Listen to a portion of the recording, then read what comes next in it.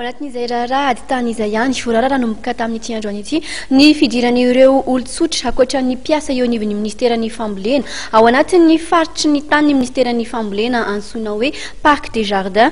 Io no fanapahan-kevitra noraisina mofo taoriana ny fidinana ifotony izay niarahan'ny ministry ny fambolena, ny ministry ny fiarovam-pirenena ary ny ministry ny filaminana anatin'ny androany.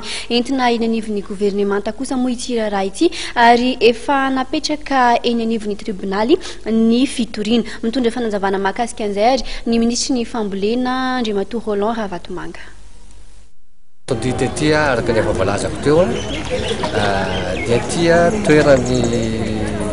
toeram-piasan'ny ministera ny fambolena ety Nanisanga dia toerana fambolena ary fampitomboana andreo vokatra na masom-bolo zany na voan'anana na plante d'ornementation na café sy ny sisa maro rehefa mikasika fambolena rehetra zany.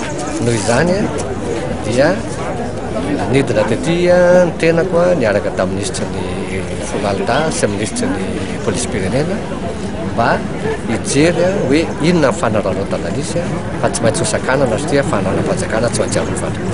Daran'ny ministeran'ny fambolena mihitsy ny manao fandrodanana na manao fandravana zay efa misy fa zay didy avoakan'ny fitsarana dia mampita azy any amin'ny mpitandro filaminana zay sy any amin'ny vadin-tany dia anjaran'zareo manatanteraka ny andraikiny fa samy manao ny adidiny zany ny tompony andraikitra rehetra fa tany tandalana tany misy fanjakana Madagasikara.